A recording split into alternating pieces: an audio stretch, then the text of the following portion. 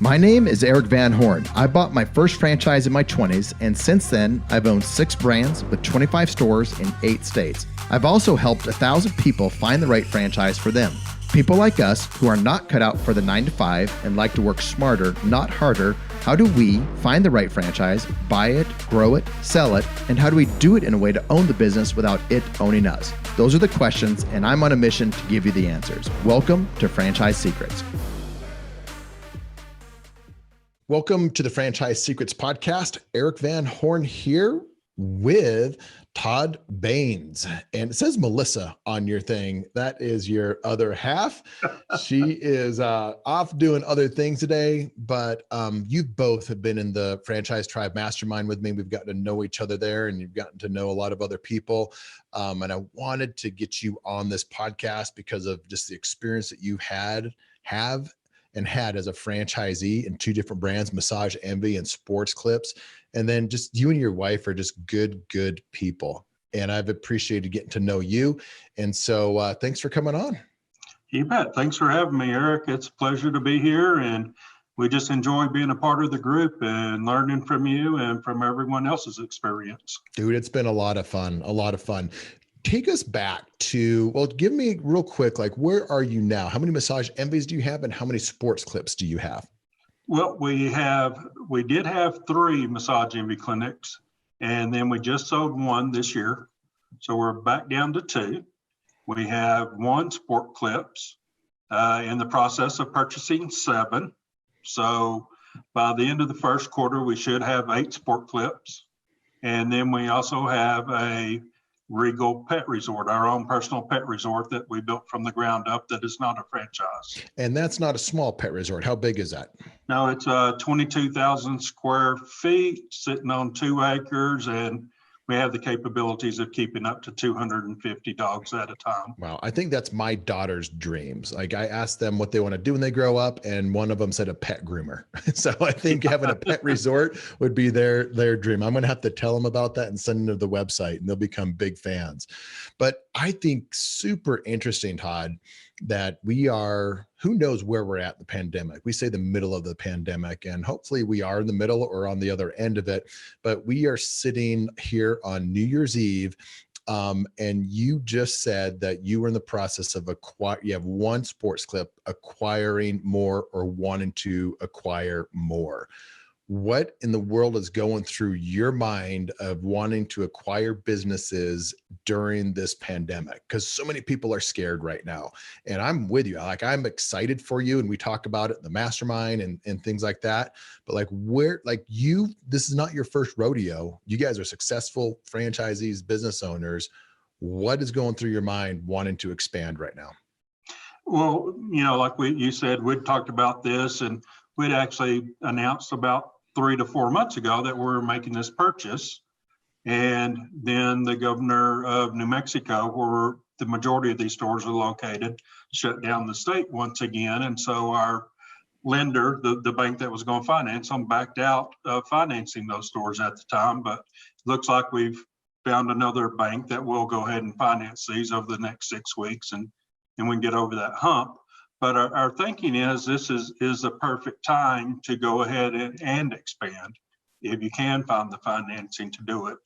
1, if you have the experience and know what you're getting into, of course, you need to make sure it's something you love and enjoy and understand the business. That's the number 1 thing. But if it is, what a better time to look at these opportunities, especially if it's an existing business that maybe you can find the right price to get in at this opportune time. There's lots of opportunities out there, and I'm not saying we're necessarily taking advantage of somebody who is in a bad situation.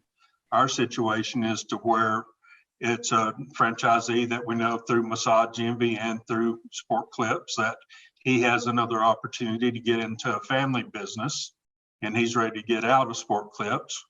We are looking to expand the business because we have 2 younger sons that are wanting to come into the family business. And we see this as a great opportunity to expand.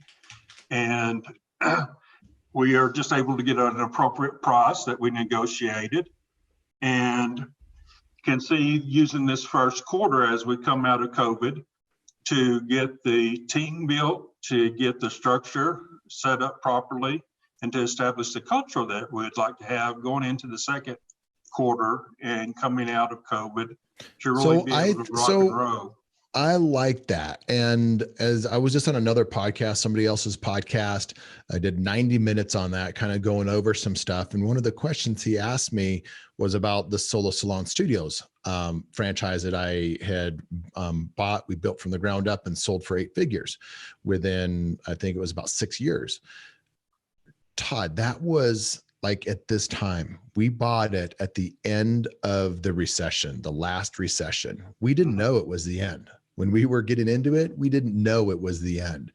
But looking back, we had access to so many real estate deals. That was looking back, if someone's asked me the biggest regret or mistake I made in solo salons, it's that we did not grow fast enough when the real estate deals were so attractive. We ended up spending, tens or hundreds of thousands of dollars more in real estate fees, lease fees, because we waited until the market rebounded. So same thing's happening right now with people. You've got to know all the things like you just talked about. There's reasons why you're doing it and things that that the average person doesn't know about a specific thing. But there's incredible opportunity right now. And a lot of people are going to miss so much of it because they're fearful. They just don't want to do it. They want to bury their heads. And I think especially franchisees that are in industries that are hit hard right now, they just have their head down and they are just focused on their brand versus looking at opportunities within their brand or brands that may be complementary. So I love that you're doing that. I want to dive into like your 2 sons getting into the business. Can you tell us a little bit more about that? Because I know that a lot in this Franchise Secrets community want to do that. Like that's the thing. When I was a franchise consultant, people would come and they're like, I want legacy. I want to start things so my family can get into it. And they don't even know what that means or how it's going to happen, but it's something that they have as a parent that they would love to do for their kids. Go into that story. And I'm a big fan of that because my parents helped me when I first started. And it was incredibly helpful for me as a young new entrepreneur to have my mom and dad along my side as I was growing. Well, we have a 27-year-old and he's a brainiac, very medically inclined, which neither of us are medically inclined. He can open up a medical book and read it in a week and tell you everything he knows from there. He was the youngest paramedic in Lubbock. He was so young that he couldn't drive the ambulance. The county or the city could not insure him, so he had to work at the surrounding communities that could insure him. He's been asked to be a triage and ER doctor, but he doesn't want that lifestyle. So by 18, he had his real estate license and was a paramedic. So he was hungry and hustling back then. I think that's one thing that I know my parents saw in me. Like I was not afraid of work. So he watched us build the pet resort. Unbelievable. I think people, if you're a young person or you have a son or a daughter that's young and you eventually want them to go into business with you, or you want to provide an opportunity for that to happen at some point, do teach them that work ethic early on. And because like I was telling this other guy on this podcast, I would invest into my younger self in a heartbeat because I was young, I was hungry, and I had work ethic. So too many young people in general, not even young people, I don't want to stereotype young people into that because too many people are lazy out there and they just want the reward without the work. So when I heard you say that about your son, like I get it now. It's not a handout. Well, it took a little while. I fired him 3 times from the pet resort. That's awesome. Literally fired him 3 times from the pet resort. One time yelling, screaming, cussing, and with my kind of like the Red Foreman style, the foot up the rear. If you watch that 70s show. That's so funny. Yeah. And, but, you know, he took the lessons, he learned from them, and How did found you his know that? How path. did you know that he learned from them? Because after he did all that with his real estate and become the youngest paramedic in town, he founded his own company. And And did that he company, go ahead. that company was certifying and teaching paramedics, nurses, doctors, all their required certification classes to continue to keep their licenses. Was he doing that all online?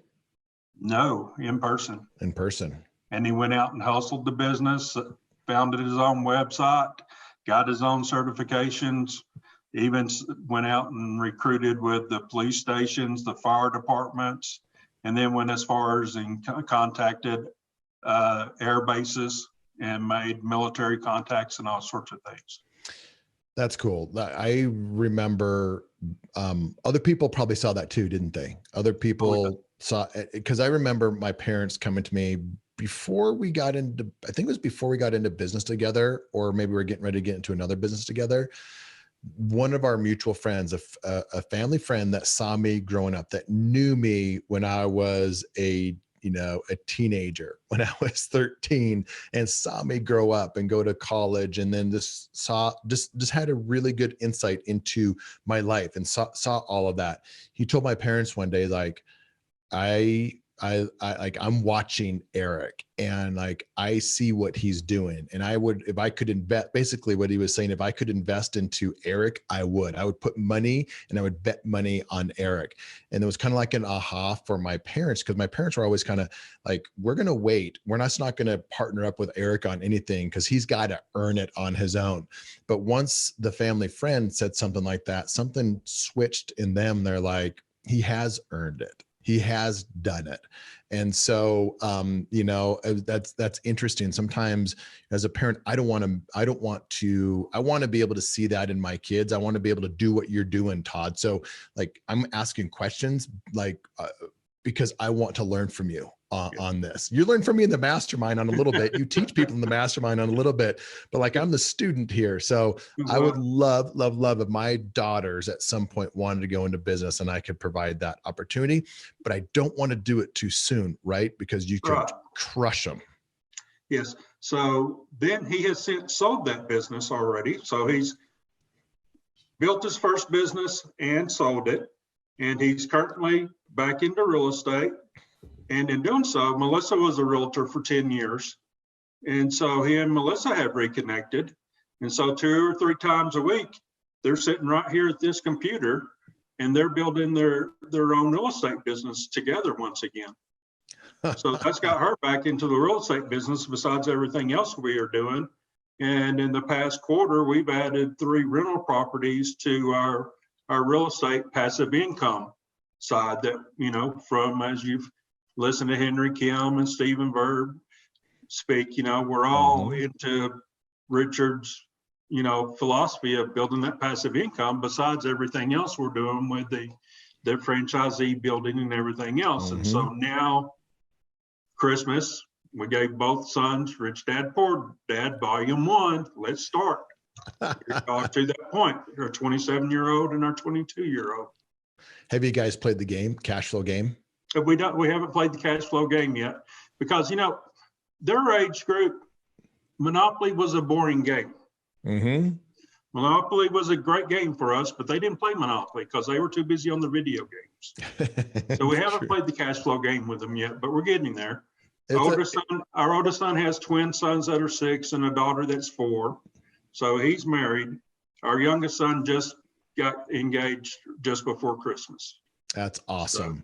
So now I know you personally. I know some of your story, and I mean, that is so cool. I know people are jealous and thinking like, this is, because this is what they want. But so what is the partnership look like? What are some of the things that you may still be concerned with the partnership, and maybe you're putting that in the partnership agreement? And then what's the goal from both sides, from your sons and from you, with a partnership? Well, let's back up a little bit to the sports clip purchase. when we complete the purchase, along with that, we'll be purchasing 3 licenses on top of the stores, and we will be the only franchisee in the state of New Mexico. So that sets the basis for our growth. And then the hope is also 2 of the stores are located in El Paso. So the hope is we can eventually buy out the other 2 franchisees in El Paso. So then we'll be only franchisees in El Paso, and then we'll be the only franchisee in the state of New Mexico. So that gives us the possibilities of growing anywhere from 12 stores up to possibly 18 to 20 stores, depending on what the population and what happens in New Mexico. So there's our growth process and future setup for the boys, along with the pet resort. We eventually look at getting out of Massage Envy, basically because of the liabilities and the cost of liability insurance with Massage Envy. That's interesting. I know people that are thinking about buying Massage Envies right now. And I don't even think if you wanted to buy Massage Envy right now, like me, I'm not a Massage Envy owner, and I wanted to buy a Massage Envy. How easy is that? Oh, it would be pretty easy, and you could find some at a pretty decent discount if you wanted to buy some currently. We're coming through a rough period, new CEO transition. Of course, with COVID, tough situation with that. You know, we've all been shut down anywhere from roughly 2 months to still shut down, depending on where you're located at. Not considered essential, very hands-on, very in-your-face business. So, is it, I mean, obviously looking at that, anybody that's looking at buying an existing franchise, you don't know what you don't know. And I would think the good deals are being snapped up by people that are on the inside that know why they may or may not be doing well, or they may be doing poorly right now. So the insiders know why. The outsiders coming in may think they're getting a good deal, but they may not really be getting a good deal. Is that an accurate thought? that would be true. That would be true. I'd really, your due diligence is utmost importance right now with any business, any franchise that's up for sale, not just Massage Envy, but anything, because there's so much unknown, especially if something's up for sale right now during COVID. I mean, I don't care what model or franchise it is at this point in time. There is just is it up for sale because of COVID, or is it up for sale just because it was time for that particular franchisee to retire? How do you know going into sports clips? How do you know what got you comfortable with it? You don't have to get into specifics. I'm not trying to dig into something that is between you and the buyer right now, but like what are some of the things that help you feel comfortable or that you've discovered? Looking at the financials, the previous financials, knowing the potential of the store. Because you're in the system, because you are in the system already. Knowing the potential of the stores, knowing the culture of the stores, knowing he's 2 price increases behind. That's a big one. Yeah. And that's something that you don't overcome right away, but it needs to be overcome, and you can increase prices. You can step to it. You can step to it. I mean, this is a perfect time to do a price increase. Exactly. I mean, people are afraid to do a price increase right now, but when you don't have clients walking in the door like you normally would, who's going to recognize the price increase? You need to, that's an interesting thing. Let's stop there for a second. So many franchisees, if you can control the price, I'm thinking about the Solo Salon Studios business that we had. We were always increasing the prices because our prices as a tenant were always increasing. So a business owner, your costs are always increasing. And so it makes sense to charge your customers more for a haircut, for leasing to other studios like at Sola. there was so much pushback from franchisees that they said they couldn't do it, wouldn't do it, shouldn't do it. And they didn't do it. And their financials reflected that. Where we, on the other hand, thought if we have to pay more, then they have to pay more. And it's all in the delivery on how you do it. And if you don't do price increases, you are setting the expectation to your customers that you never or rarely do price increases, and that's not a very sustainable business, and that does have an impact on you and even the money that you make and the people that you can hire. You can't hire as good of people if you're not making as much money. So what have you seen across the board with the whole price increase concept?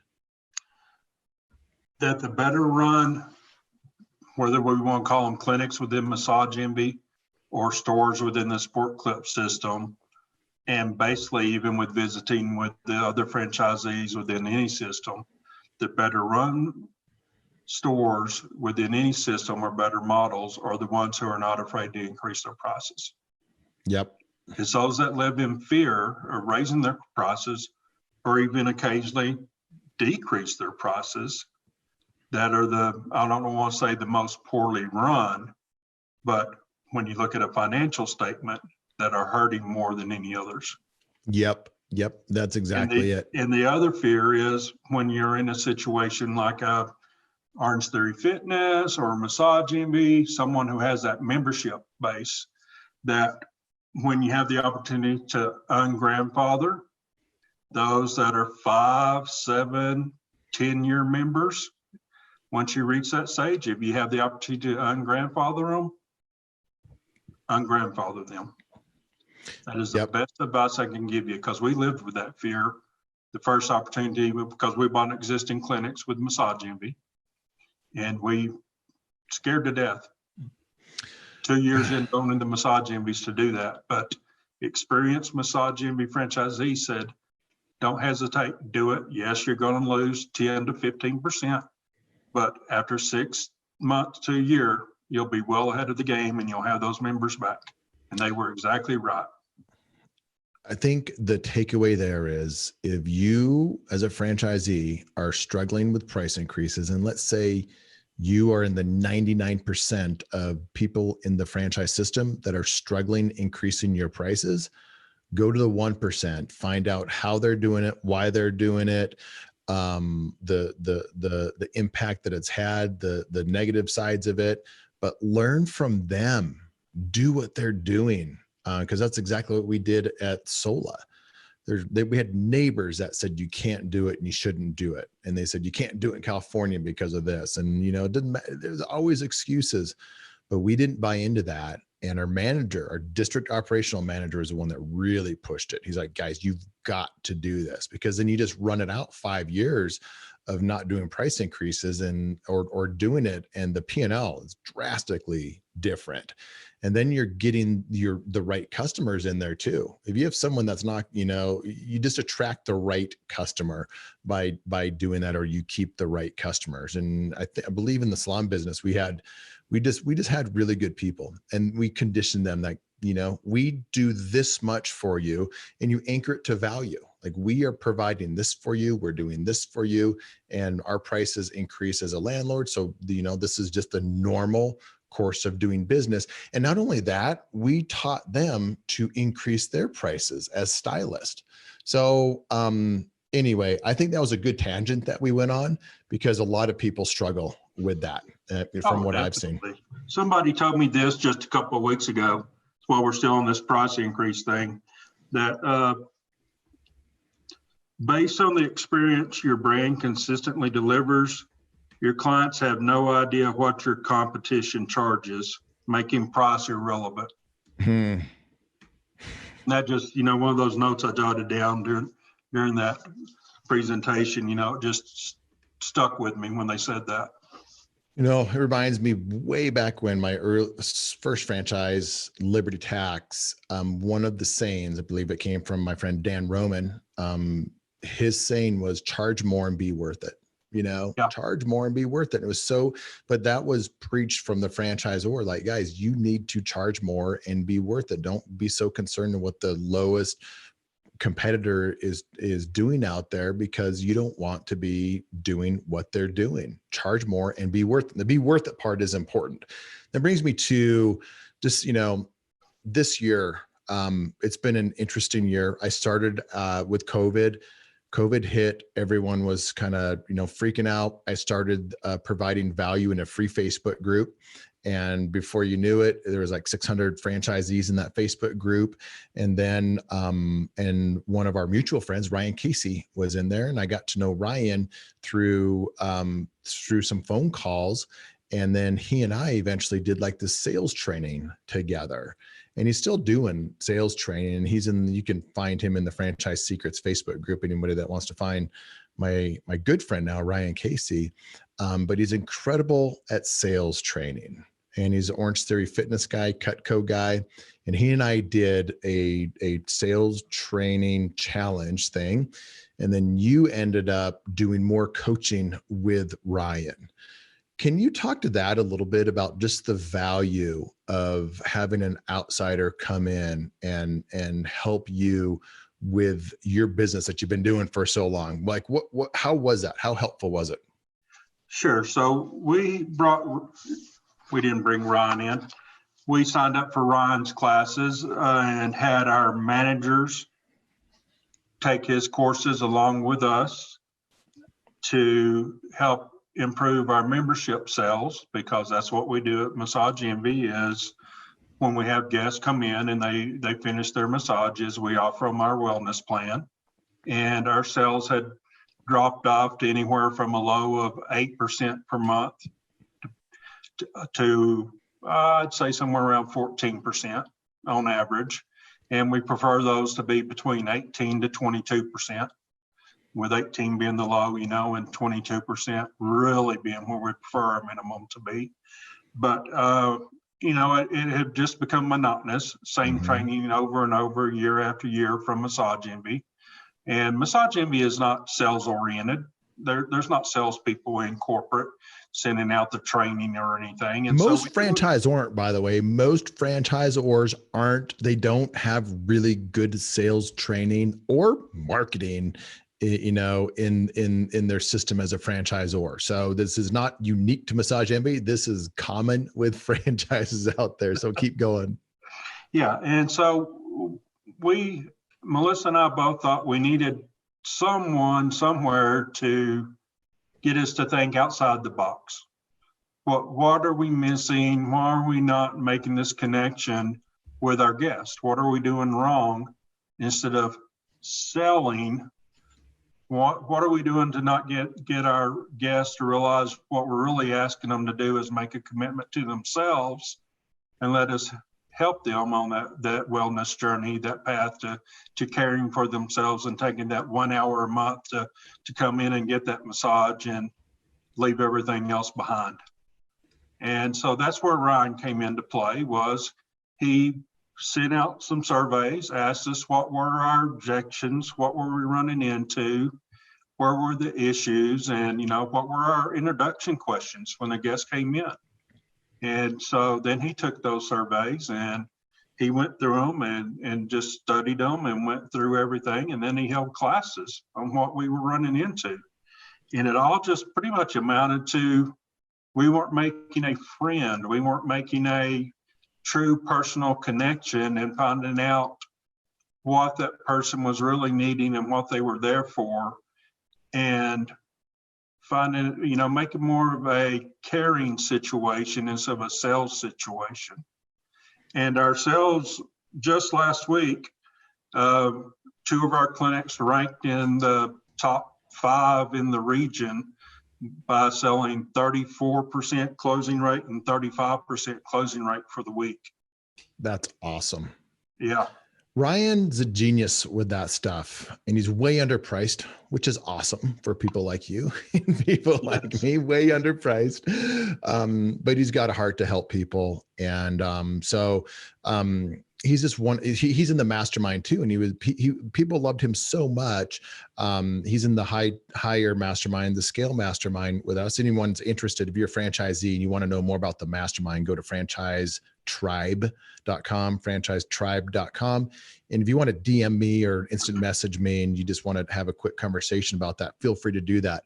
But Ryan is going to be doing sales training monthly for the Scale members and helping their staff with it too, because it was just so valuable. And as you were saying that, I was thinking your staff probably enjoys the sales process more because it's less the sales process and more of a getting like a human to human connection process than it was prior. Is that true at all? Definitely.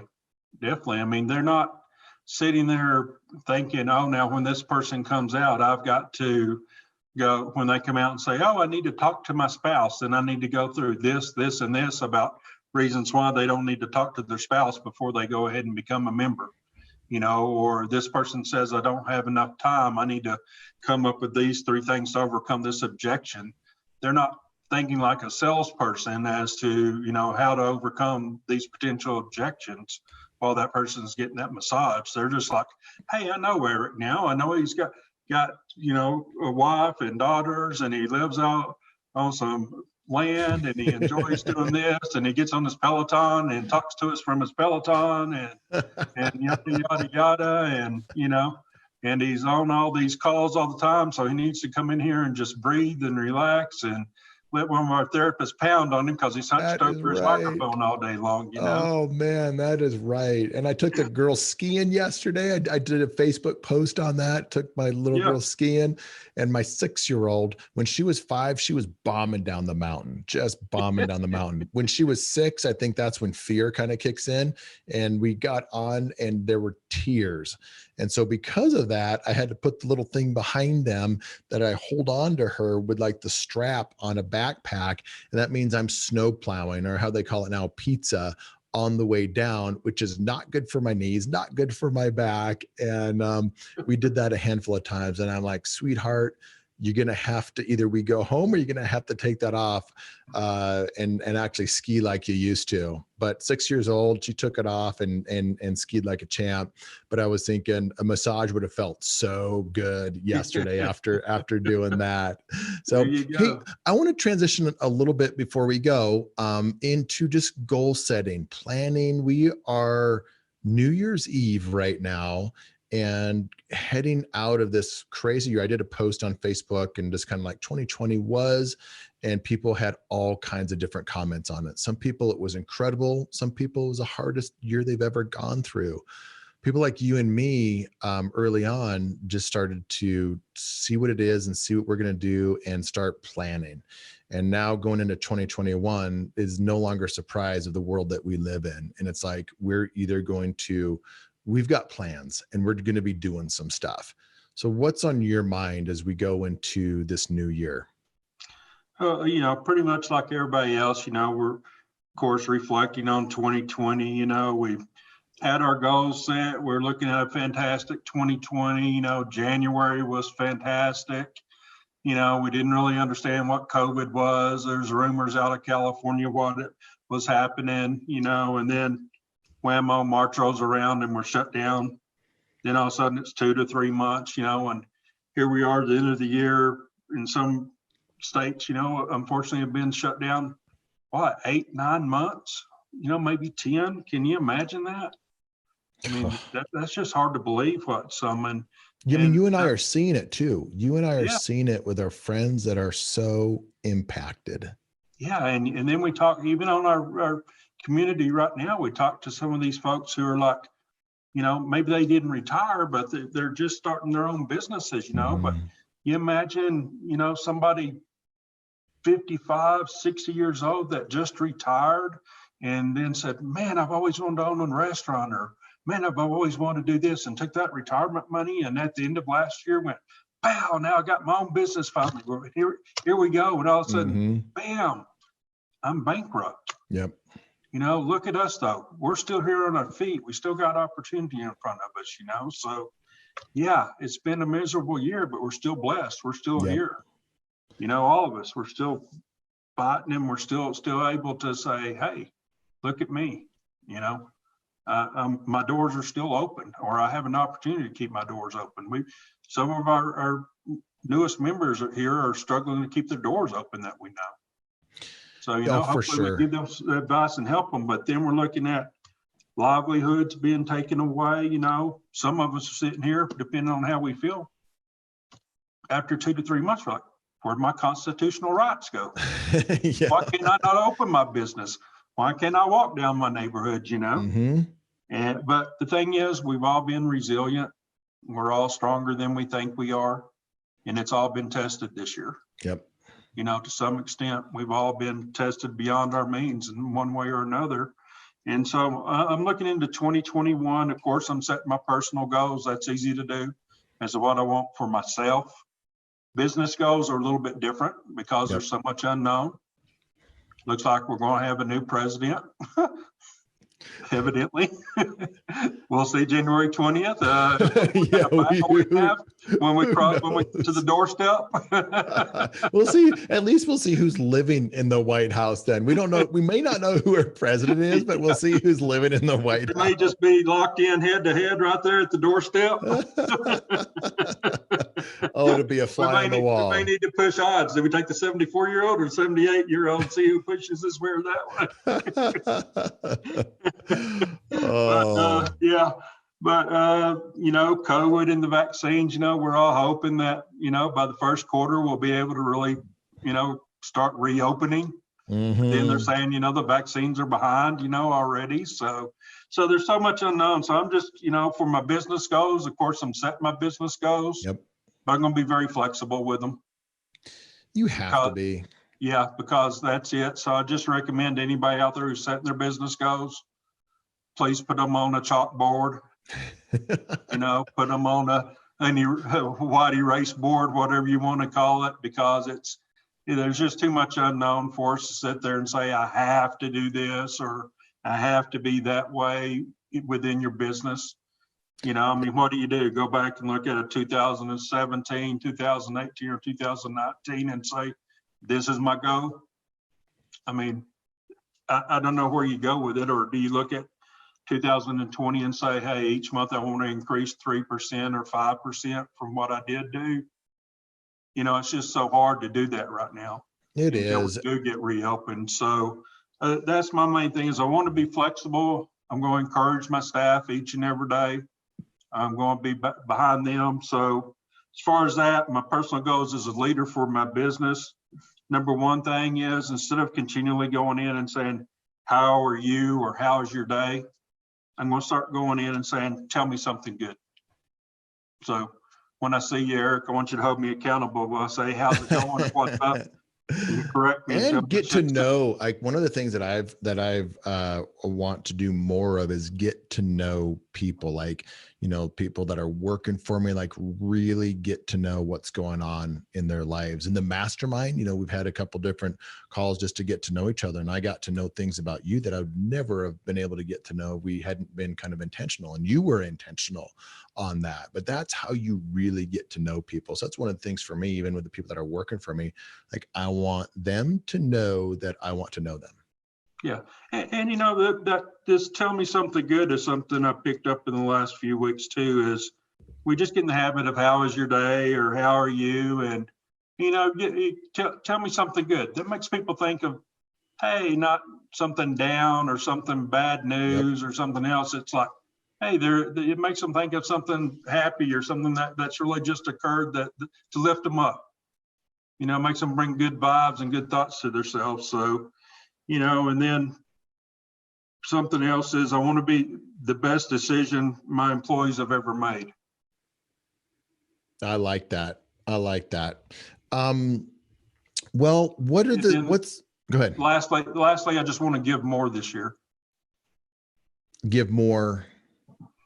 Period. Where there's more of myself, more whether it's financially or whatever, just whatever the situation may be. I want to, depending on the situation I'm in, I want to find a way to give more, whether it's more time, more of myself to whether it's like to the group or someone in the group or, out in the community, just wherever that may be. lots of folks, lots of opportunities to give more. Maybe it's a financial situation, maybe it's to a charity, but just whatever that opportunity may be. Being less concerned about yourself with stuff too. Just getting, and I think that's one thing. I mean, COVID a lot of people are just more giving. I've seen a lot of people are more well-known people are more giving of their time and their resources and expertise. And I love that. It's one of the good things that's come out of COVID. Todd, it's been a pleasure to get to know you and Melissa more through, the free Facebook group and then the mastermind. I appreciate you coming on and what you give to the community here on the Franchise Secrets podcast. And I'll be seeing you soon sometime. We need to do a live event for the mastermind. That's what we need to do. Sounds great. Thanks for listening to this episode of the Franchise Secrets podcast. Whether you're watching or listening, please make sure to subscribe to my YouTube channel and to whatever channel you're listening on. If you want my help with anything from buying a franchise to franchising your business, please visit franchisesecrets.com.